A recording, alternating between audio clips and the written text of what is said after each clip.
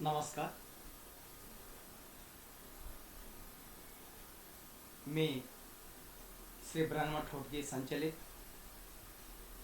भगवत गौरीमाता प्रशाला कनिष्ठ महाविद्यालय, श्री क्षेत्र धोत्री, तालुका दक्षिण सोलापूर या ठिकाणी इतिहास या विषयाचा प्राध्यापक, राज्यशास्त्र या विषयाचा प्राध्यापक म्हणून मी कार्यरत आहे. सध्या जगावर आलेली जी आपत्ती, देशावर आलेली जी आपत्ती आहे, या कोरोनाच्या महामारीच्या संकटामध्ये देखील अगदी विद्यार्थ्यापर्यंत जाऊन पोहोचण्यासाठी मी ऑनलाईनच्या माध्यमातून माझ्या इतिहास या विषयाचे प्रकरण वाईज माहिती त्यांना पोहोचवण्यासाठी सर्वांच्याच मार्गदर्शनाने, सर्वांच्या सहकार्याने करीत आहे. मित्रांनो, इयत्ता 12वी इतिहासमधील पहिल्या प्रकरणाविषयी माहिती पाहत असताना अगदी आज आपण शेवटच्या घटकापर्यंत येऊन पोहोचलो. त्या प्रबोधनातील विज्ञानातील माहिती पाहत असताना युरोपातील धर्मयुद्धाचे परिणाम पाहिलं, धर्मयुद्धाचे परिणाम पाहिलं, प्रबोधन काळ, विज्ञानाचा विकास, विविध क्षेत्रातील लावलेले वेगवेगळे वैज्ञानिकांनी त्यांचे शोध, भौगोलिक शोध लावणारे सर्व शोधक यांच्याही विषयी माहिती पाहत असताना अगदी आपण सूत्रांचा वापर केला. आणि हे सर्व सूत्रांचा वापर करत असताना आपण काय पाहिलं? मुळात 12वी इतिहासामध्ये सुरुवातीला आपण युरोपातील धर्मयुद्ध आणि परिणाम, आणि या धर्मयुद्ध परिणामामधील पहिल्यांदा सर्वात महत्त्वाचा घटक आपण पाहिला तो अपयशाची कारणे. अपयशाची कारणे कोणती? धर्मयुद्धाची. धर्मयुद्धाला डी, कारणाला के, डी के. आणि डी केतले आपण 5ही मुद्दे पाहिलो. तदनंतर धर्मयुद्धाचे परिणाम, धर्मयुद्धाला डी, परिणामाला पी, या माध्यमातून धर्मयुद्धाचे परिणाम देखील आपण एकंदरीत 5 मुद्दे सविस्तर पाहिलेला आहे. नंतर बी मुद्दा, युरोपातील प्रबोधन काळ. प्रबोधन म्हणजे काय? रेनेसान्स म्हणजे काय? जीवनाच्या सर्व क्षेत्रातला झालेला बदल, आणि तो बदलाचा काळ म्हणजे प्रबोधन काळ. विज्ञानाचा विकास कशा पद्धतीने होत गेला, आणि विज्ञानाचा विकास होत असताना अनेक संस्था विज्ञानाच्या कशा निर्माण झाल्या, कोणत्या पद्धतीने ते कार्यरत राहिल्या, छापखाना शोध कशा पद्धतीने लागला, याचाही माहिती आपण पाहिलेला आहे. डी मुद्दा, या पुढे जाऊन आपण विविध क्षेत्रातील वैज्ञानिकांनी लावलेला शोध, आणि हेही शोध सूत्र वधायम. व म्हणजे वस्त्रोद्योग, धा म्हणजे धातू विज्ञान, यम म्हणजे यंत्राचा उपयोग. वस्त्रोद्योगामध्ये कोणत्या पद्धतीने बदल हळूहळू होत गेला आणि प्रचंड पटीने वस्त्रोद्योगाची निर्मिती होऊ लागली. धातू विज्ञानामध्ये कोणकोणते वैज्ञानिक शोध लागले, आणि यंत्रांचा उपयोग नवनवीन बदलत तंत्र म्हणून मानव कसा करू लागला. जी पूर्वीची यंत्र होती त्याही यंत्राचा उपयोग आधुनिक तंत्राच्या माध्यमातून अधिकाधिक चांगल्या पद्धतीने कसा करता येईल, याच्याही बद्दलची माहिती आपण सविस्तर पाहिली. नंतर ई, अगदी भौगोलिक शोध. 1 ने 2 ने जवळपास इयत्ता 12वीच्या इतिहास पुस्तकामध्ये एकंदरीत 13 संशोधकांच्या संदर्भामध्ये आपण माहिती पाहिली. 1 ने 2 नाही, 13 संशोधक, वेगवेगळ्या ठिकाणचे शोध लावणारे, भौगोलिक शोध लावणारे शोधक, जवळपास 13 शोधकांची माहिती आपल्या इतिहासाच्या पुस्तकामध्ये दिलेली आहे. तेही शोधक आमच्या विद्यार्थ्यांना पाठ झालेच पाहिजे. इतिहासांच्या विषयी बद्दलची आवड निर्माण करणं, इतिहास मनोरंजनाच्या माध्यमातून इतिहास रंजक करून शिकवता आलं पाहिजे, हे इतिहास शिक्षकाचं खास वैशिष्ट्य आहे. विद्यार्थ्यांमध्ये जिद्द जिवंत निर्माण केला पाहिजे. जिद्द जिवंत असेल, जिज्ञाची जागी असेल, जग जिंकता येतोय, जॉयफुल जीवन जगता येतोय, हेच मला विद्यार्थ्यांना सांगायचं आहे. आणि त्यासाठी भौगोलिक शोध आणि शोधकांच्या विषयी माहिती पाहिली. तेही सूत्र माई हे बाखरी अवफश्या एक्यालुम. माई हे बाखरी.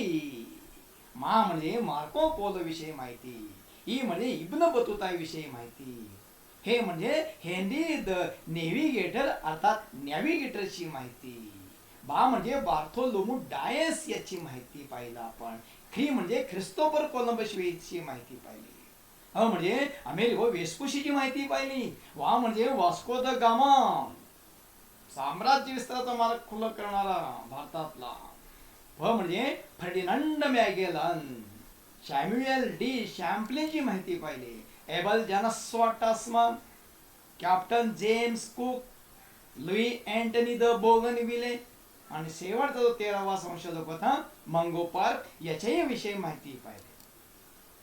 आणि आता शेवटचा जो घटक आपल्या या प्रकरणामध्ये राहिलेला आहे तो म्हणजे औद्योगिक क्रांती. नवनवीन यंत्राच्या साहाय्यानं, तंत्रज्ञानाच्या साहाय्यानं उद्योग क्षेत्रामध्ये प्रचंड पटीनं झालेला बदल म्हणजे औद्योगिक क्रांती होय. यंत्र तंत्रज्ञाच्या साहाय्यानं उद्योगधंद्याच्या क्षेत्रामध्ये प्रचंड पटीनं झालेला बदल, उत्पादन क्षेत्रामध्ये प्रचंड पटीनं झालेला बदल म्हणजेच औद्योगिक क्रांती होय.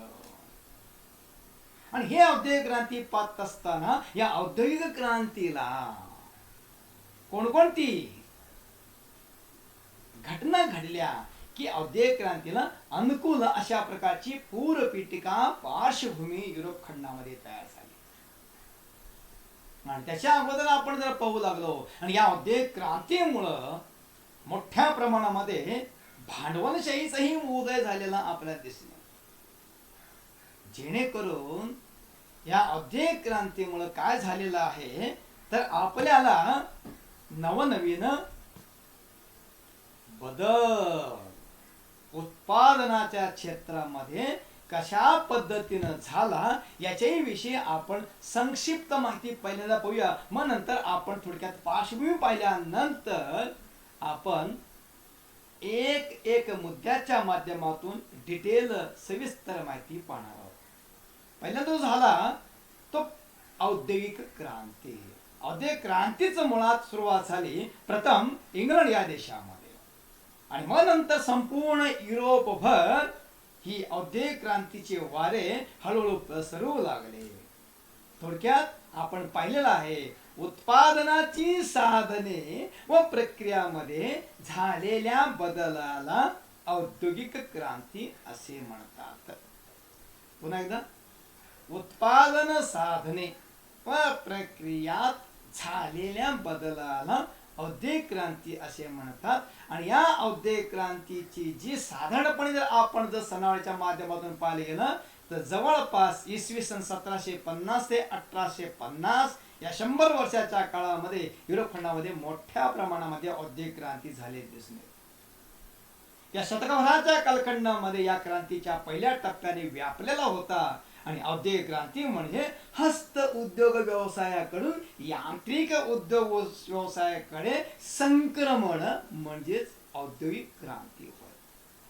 हस्त उद्योग व्यवसाय पूर्वी आपण घरी वस्तू तयार करत होतो, किंवा ग्रामोद्योग व्यवसाय, कुटीर उद्योग व्यवसाय, हस्त उद्योग व्यवसायाकडून यांत्रिक उत्पादन क्षेत्राकडे झालेला बदल किंवा संक्रमण म्हणजेच औद्योगिक क्रांती होय.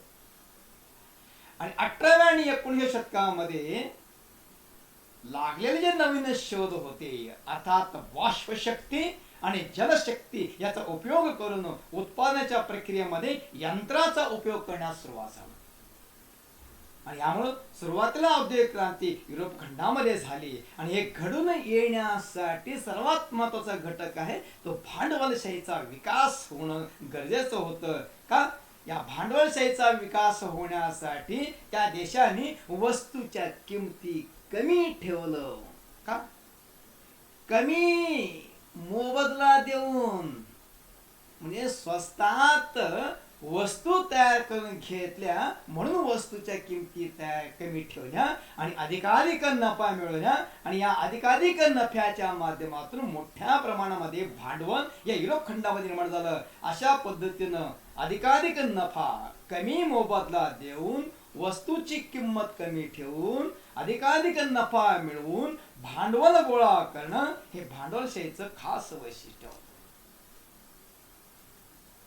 आपण जर मुद्द्याच्या माध्यमातून जर पाहायला गेलो तर लोकांना लागणाऱ्या ज्या वस्तू होत्या त्या वस्तू कमीत कमी किमतीत तयार करणे.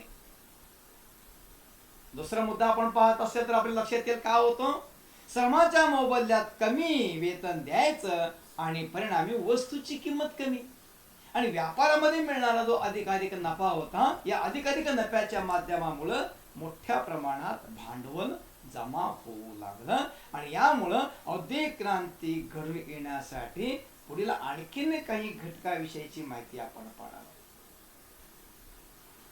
औद्योगिक क्रांती घडून येण्यासाठी आणखीन एक महत्वाची पार्श्वभूमी तयार झाली ती म्हणजे लोखंड आणि कोळशाचे साठे मोठ्या प्रमाणात उत्पादन.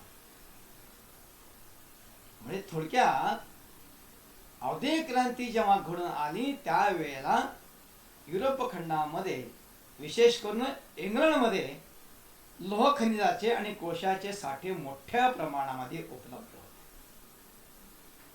विशेष तेथील हवामान अत्यंत दमट असल्यामुळं कापड व्यवसायामध्ये जे सुतीचे धागे बनवले जात होते ते सुतीचे धागे बनवण्यासाठी सोपं झालं का दमट हवामानामुळे. आणि तिसरा मुद्दा, मोठ्या प्रमाणात या औद्योगिक क्रांतीसाठी उत्पन्नासाठी लागणारा जो कच्चा माल होता आणि कच्चा माल तयार होणाऱ्या ज्या वसाहतीचा मोठा प्रदेश होता हा वसाहतीचा मोठा प्रदेश इंग्लंडच्या ताब्यात होता.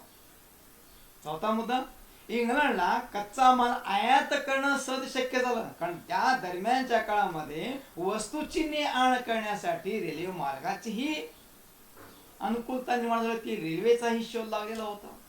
त्याच्याही विषयी आपण माहिती पाहिलेलं आहे.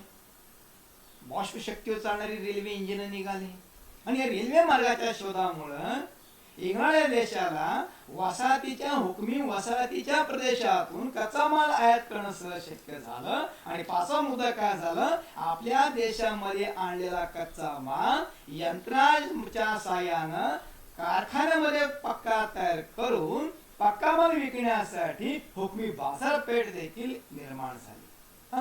ज्या देशामध्ये यांच्या मोठ्या वसाहती होत्या त्या मोठ्या वसाहतीमध्ये जो प्रदेश होता त्या प्रदेशाची लोकसंख्या देखील मोठी होती.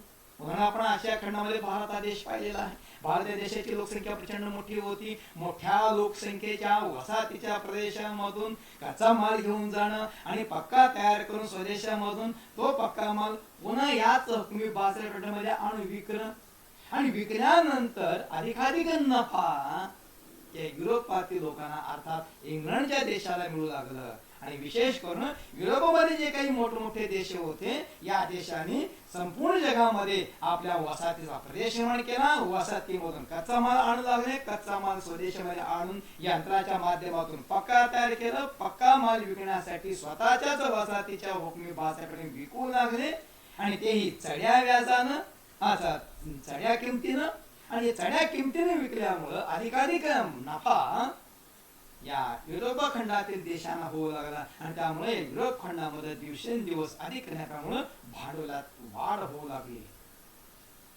आणि दुसरी गोष्ट काय, अहो या वसाहतीच्या प्रदेशामध्ये जी लोक राहत होते ते अज्ञानी होते, निरक्षर होते. कोणत्या प्रकारचा शोध या देशामध्ये लागलेला नव्हता. अशा निरक्षराला अशा या वसाहतीच्या प्रदेशामधील जे कामगार होते ते अतिशय मुबलक होते. मोठ्या प्रमाणात कामगार वर्ग उपलब्ध होता. म्हणून कमीत कमी पगारावर काम करणाऱ्या कामगारांची संख्या प्रचंड मोठी होती. त्यामुळं या लोकांना युरोपियन लोकांना कमी मोबदल्यामध्ये काम करणारे कामगार उपलब्ध झाले. अशा पद्धतीनं औद्योगिक क्रांतीस अनुकूल अशा प्रकारची पार्श्वभूमी तयार झाली दिसून येते. मग या अशा औद्योगिक क्रांतीचं भारतावर काय परिणाम झाला. भारतामध्ये अगदी जुन्या काळापासून परंपरागत पद्धतीनं हस्त उद्योग व्यवसाय, कुटीर उद्योग व्यवसाय, ग्रामोद्योग व्यवसाय चालत होता. आपले कष्टकरी, आपले विणकरी, आपले शेतकरी, वेगवेगळे उद्योग व्यवसाय करणारे कामगार, या सगळ्या लोकांचे जे उद्योग होते ते घरगुती स्वरूपात होते. हाताने तयार करणारे छोटे छोटे छोटे छोटे उद्योग व्यवसाय या भारतामध्ये निर्माण झाल्या होत्या. आणि या व्यवसायामध्ये पिढ्याने पिढ्या अनेक कामगार काम करत राहिले. आणि म्हणून पारंपरिक पद्धतीने पिढ्याने पिढ्या घरगुती स्वरूपामध्ये उद्योग व्यवसाय जे चालत होते, हे उद्योग व्यवसाय औद्योगिक क्रांतीमुळे यंत्र आणि तंत्र निर्माण झाली. आणि यंत्र तंत्रज्ञानामुळे हे उत्पादन अधिक मोठ्या प्रमाणात होऊ लागलं. आणि तेही कमी वेळेमध्ये, कमी वेळेमध्ये स्वस्तात मोठ्या प्रमाणामध्ये वस्तूचं उत्पादन युरोप खंडामध्ये होऊ लागल्यामुळं या उत्पादनाने तयार झालेला माल त्यांनी भारतासारख्या बाजारपेठेमध्ये आणून विकू लागल्यामुळं भारतात हातावर तयार होणारे जे व्यवसाय होते, त्या व्यवसायात तयार होणारे मोठमोठे वस्तू तयार केले जात होते, या वस्तूच्या उद्योगधंदे हळूहळू बंद पडू लागले. भारतामधील मालाची पिछेड सुरू झाली. आणि परिणामी भारतातला माल बाजारपेठेमध्ये मागे पडू लागला. आणि यामुळं भारतीय मालाला बाजारपेठेमध्ये मागणी नसल्या कारणामुळं माल विकेनासा झाला. माल न विकल्यामुळं कारखाने हळूहळू घरगुती स्वरूपामध्ये असलेले जे उद्योगधंदे होते, या उद्योगधंद्यावर परिणाम झाला. माल पडून राहू लागला. उत्पादन कसं करायचं हा एक प्रचंड मोठा प्रश्न आमच्या भारतातील कामगारांसमोर निर्माण झाला. आणि त्यामुळं हे घरगुती काम करणारे उद्योग व्यवसाय होते, हे हळूहळू बंद पडू लागले, ह्रास होऊ लागला. हे औद्योगिक क्रांतीचा भारतावर झालेलं पहिलं परिणाम म्हणून आपल्याला पाहता येईल. दुसरा आहे भारतातील कापड उद्योगधंदे बंद पडू लागले. आपण सोलापूर मध्ये राहणारे जे माणसं आहोत, सोलापूर जिल्ह्यामध्ये राहणारे माणसं आहोत, मुळात भारतामध्ये कापड उद्योग व्यवसाय पिढ्याने पिढ्या चालत होता. आणि पिढ्याने पिढ्या चालत आलेलं कापड उद्योग व्यवसाय, कापड उद्योग व्यवसायामध्ये देखील सोलापूर जिल्ह्याचं नाव, सोलापूरचं नाव अग्रगणी आहे. गिरणगाव म्हणून सोलापूर ओळखला जातोय. कापड उद्योग व्यवसाय देखील सोलापूरमध्ये फार प्रचंड मोठ्यापर्यंत चालत होते. आज देखील आपण पूर्व भागामध्ये पाहतोय कापड उद्योग व्यवसाय. भारतामध्ये कापड उद्योग व्यवसाय पूर्व परंपरेने पूर्वीपासून चालत होते. हे उद्योग व्यवसाय हातावर होते. हातावरच या ठिकाणी कापड विणणे, चरख्याच्या माध्यमातून सूतकताई करणं आणि ते रीळ तयार करणे, मग हातानेच या पद्धतीने कापड उद्योग व्यवसाय भारतामध्ये पिढ्यान पिढ्या चालत होता. आणि हातावर कापड तयार करण्यासाठी अधिकाधिक वेळ, कष्टही जास्त, वेळही जास्त, त्यामुळे एखादा कापड तयार होणार. पण जेव्हा औद्योगिक क्रांतीचे वारे युरोप खंडामध्ये वाहू लागले, यंत्र निर्माण झाली, धाता धोटा तयार झाला, स्पिनिंग जेनी तयार झाली, यंत्रमाग निर्माण झाले, सूतकताई यंत्र निर्माण झाले, पॉवर मशीन निघाले. आणि यामुळं भारतीय कापड उद्योग व्यवसाय हा ग्रामोद्योगाच्या माध्यमातून, कुटीर उद्योगाच्या माध्यमातून, हस्त उद्योगाच्या माध्यमातून हाताने तयार केला जात होता. त्याला वेळ अधिक, श्रम जास्त. परंतु औद्योगिक क्रांतीमध्ये तयार होणारा जो कापड उद्योगाचा, तो कापड व्यवसायामधला जो माल होता, तो कमीत कमी वेळात स्वस्तामध्ये मोठ्या प्रमाणामध्ये बाजारपेठेमध्ये येऊ लागला. आणि यामुळं भारतीय मालाशी, भारतीय कापड उद्योगामधून तयार होणारा माल आणि इंग्लंडमध्ये किंवा युरोप खंडामध्ये तयार होणारा जो कापड उद्योगाचा माल होता, याची स्पर्धा होऊ लागली. आणि या स्पर्धेमुळं त्यांचा माल अधिकाधिक भारतीय मालापेक्षा स्वस्त असल्यामुळं भारतीय मालाची मागणी ही या ठिकाणी कमी कमी होऊ लागली. आणि युरोप खंडातील कापड उद्योगापासून निर्माण झाले जे वस्तू होते कापडाचे, त्याची मागणी वाढली. आणि परिणामी स्वस्तात अधिकाधिक उद्योग व्यवसाय त्यांचं भरभराटीस येऊ लागला. आणि आपला जो पारंपरिक चालणारा जो उद्योग व्यवसाय होता, कापड उद्योग व्यवसाय, तो बंद पडू लागला. कारण मागणी नाही, म्हणून माल पडून राहू लागला आणि परिणामी उद्योग व्यवसाय हळूहळू भारतीयांना बंद करावे लागले. अशा पद्धतीने औद्योगिक क्रांतीचं एक भारतावर झालेलं परिणाम म्हणून आपल्याला पाहत आहे. त्याच्यानंतर तिसरा जो आहे, इंग्लंडकडून भारतीयांचं आर्थिक शोषण होऊ लागलं. म्हणजे याचा अर्थ स्वस्तामध्ये मजूर मिळू लागलं, आपल्या देशातला कच्चा माल स्वस्तात घेऊन जाणं, त्यांच्या देशामध्ये तयार झालेला पक्का माल पुन्हा आपल्याच देशामध्ये वसाहतीच्या बाजारामध्ये आणून चढ्या किमतीनं विकणं, स्वस्तात घेऊन जाणं हा एक फायदा. वस्तू पुन्हा पक्का झाल्यानंतर पुन्हा ते महागात विकणं दुहेरी फायदा. यामुळं भारताचं मोठ्या प्रमाणामध्ये या औद्योगिक क्रांतीमुळे आर्थिक शोषण होऊ लागलं. हॅव्ज अँड हॅव्ज नॉट आपण पाहतो. आहेर नाव हा युरोप खंडामध्ये निर्माण झाला. आहेर ज्यांच्याकडे आहे, श्रमिक का हा वसाहतीवाद लोक हे श्रमिक म्हणून श्रमिक म्हणून निर्माण झाले. आणि युरोप खंडातील जे देश होते ते मोठमोठे भांडवलशाही म्हणले. मग भांडवलशाही एक गट आणि कामगारांचा एक गट, अशा पद्धतीने वसाहतीसारख्या देशामध्ये युरोप खंडातील लोकांकडून विशेष म्हणून भारतीयाकडून आर्थिक शोषणास सुरुवात झालं. आणि चौथा मुद्दा आहे, रेल्वे मार्गामुळे युरोपातील मालाची भारतात ने आण करणं सोपं झालं. मी तुम्हाला आता सांगितलं मगाशी, कच्चा माल जिथं तयार होतं ते कच्चा माल तयार होणाऱ्याचे हुकमी वसाहत या युरोपियन लोकांच्या ताब्यात होत्या. आणि हे कच्चा माल आपल्या देशामध्ये घेऊन जाऊन ते माल यंत्राच्या माध्यमातून पक्का तयार करून पुन्हा तो पक्का माल भारतामध्ये आणून भारतीयासारख्या प्रचंड मोठ्या लोकसंख्येच्या वसाहतीच्या बाजारपेठेमध्ये आणून विकणं, म्हणजे कच्चा माल आणि पक्का माल या दोहांची ने आण करणं, आयात आणि निर्यात या दोन्ही गोष्टी रेल्वे मार्गामुळं त्यांना अधिकारी स्वस्तात पडलं, सुलभ झालं, सोपं झालं. म्हणून हाही एक मोठा परिणाम भारतीय उद्योग व्यवसाय झालेला आपल्याला पाहिजे.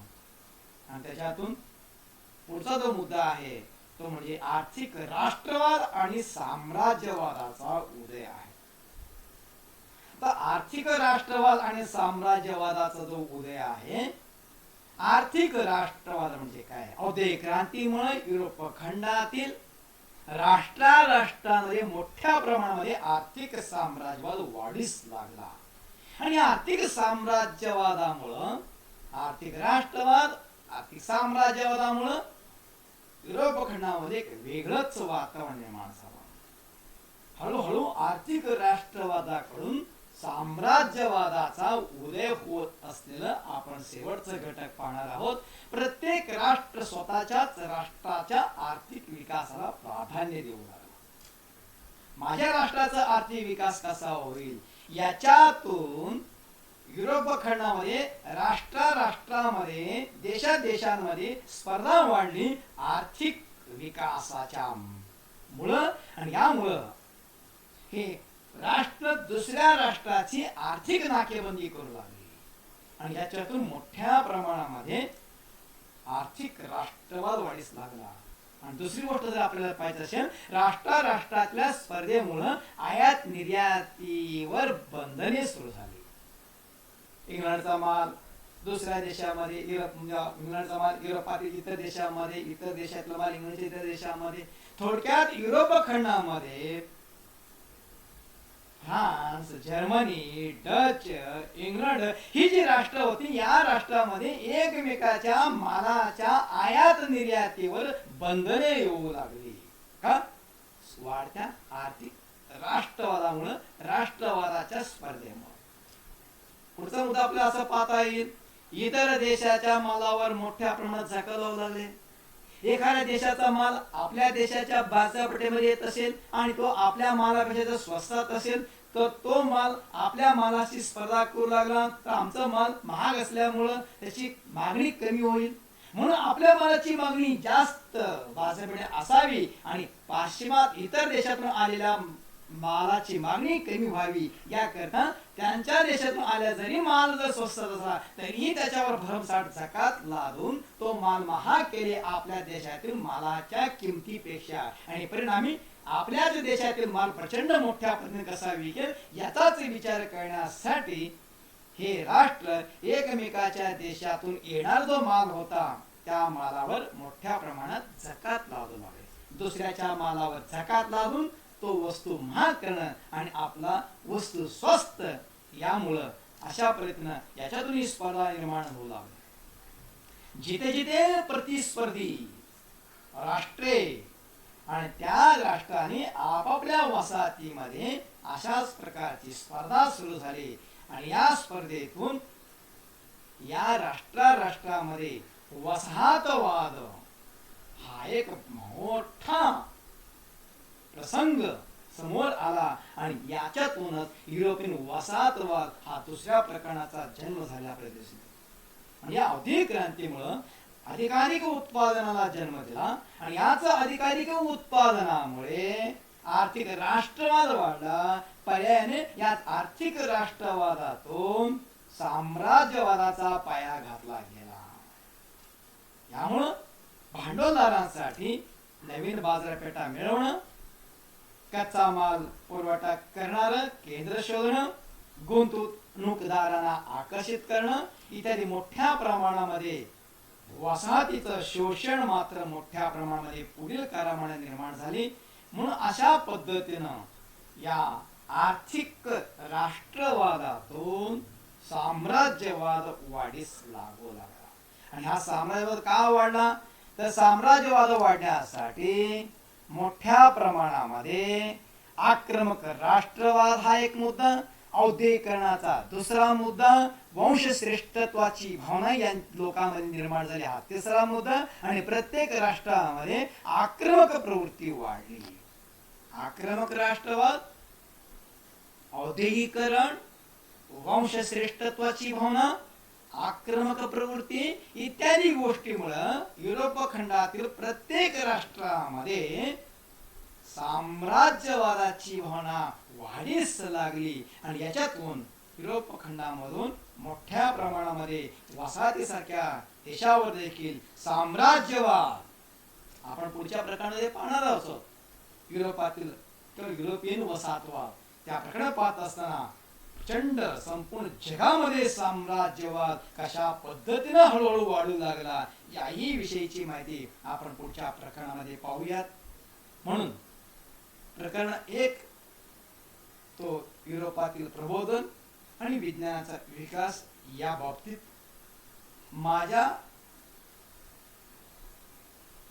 जसं शक्य होईल त्या पद्धतीनं माझ्या परीनं मी विद्यार्थ्यापर्यंत घेऊन पोहोचण्यासाठी ऑनलाईनच्या माध्यमातून मी माझे सहकारी शिक्षक सिंहगड कॉलेजचे सन्माननीय प्राध्यापक मंदिरी सर यांच्या प्रयत्नामुळे त्या ऑनलाईनच्या माध्यमातून मी त्यांच्याकडून मदत घेऊन इयत्ता 12चे विद्यार्थ्यांना इतिहास या विषयाचं अध्यापन शिकवण्याचा प्रयत्न केलेला आहे.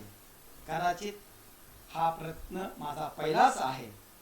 या पहिल्याच प्रयत्नामध्ये ऑनलाईनच्या माध्यमातून विद्यार्थ्यांसमोर जात असताना अध्यापनामध्ये माझ्या बोलण्याच्या ओघामध्ये, कारण वर्गात शिकवणं वेगळं आणि या ऑनलाईनच्या माध्यमातून अध्यापन करणं वेगळं, हा एक पहिलाच माझाही अनुभव आहे आणि आपण देखील हे पहिलंच आपण अनुभव घेणार आहात. वेगवेगळ्या प्रकारचे मुद्द्याचं स्पष्टीकरण सांगत असताना कदाचित एखाद्या घटकाचे पाठीमागं पुढं होण्याची शक्यता नाकारता येत नाही. म्हणून आपण सर्वांनी माझ्या या पहिल्या प्रयत्नाला मोठ्या प्रमाणामध्ये सहकार्य करत, साथ द्या आणि मनापासून माझं त्या ऑनलाईनवरील अध्यापन पद्धती स्वीकारा. जे जे चुकीचं आहे असेल ते माझ्याकडे द्या आणि याच्यातून जे चांगलं आहे ते आपण स्वीकारा. आणि झालेल्या एखाद्या चुकीबद्दल मी दिलगिरी व्यक्त करतो, कारण ऑनलाईनच्या माध्यमातून आपण हे पाहत असल्यामुळं तांत्रिक अडचणी, टायपिंगच्या माध्यमातून एखादा मुद्द्यामध्ये दुरुस्ती असण्याची शक्यता नाकारता येत नाही. अशा पद्धतीने काही त्रुट्या राहून गेल्या असतील त्याबद्दल क्षमस्व. आणि आपण सर्वांनी माझ्या प्रकरण 1 युरोपातील प्रबोधन आणि विज्ञानाचा विकास मनापासून स्वीकार करावा एवढीच इच्छा व्यक्त करतोय, थांबतोय. तुम्हा सर्वांचं सहकार्याबद्दल पुनश्च एकदा मी मनापासून धन्यवाद मानतोय. नमस्कार.